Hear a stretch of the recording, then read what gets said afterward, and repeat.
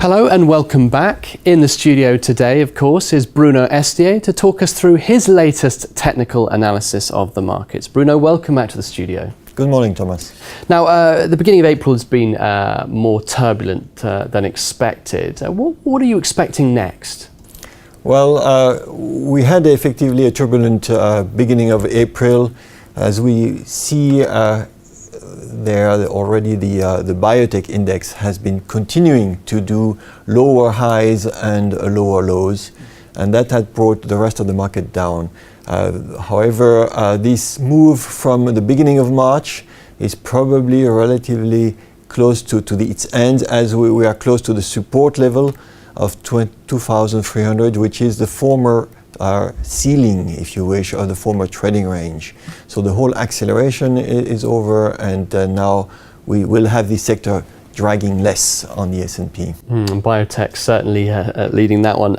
But this has created some damage in the S&P 500. How serious is this? Well, it is rising some fear because we are moving, first of all, below these 850 levels, which has been a kind of a pivotal level, and people felt bullish above and bearish when it moves below it.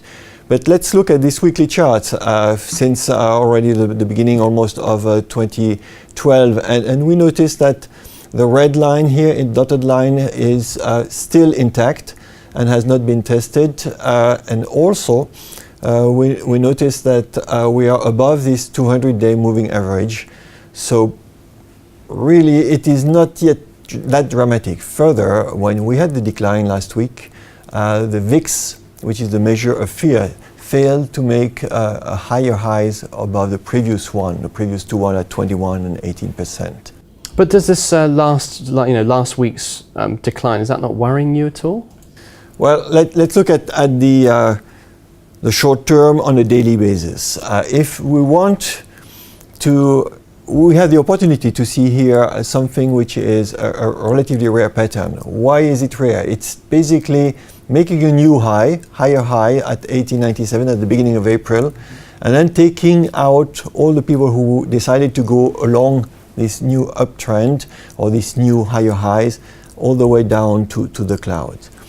And it doesn't happen too often, but it looks like we are going to see an open triangle, and it could be part of a whole corrective pattern which is ending all the way down as an ABC pattern, and it ends very steep. And as it ends very steep on a steep way, we also have oversold daily stochastics, and now what we need is a kind of a signal that it could rebound. And we had first signals yesterday, which is a kind of an engulfing pattern or a reversal day, and that should help for the coming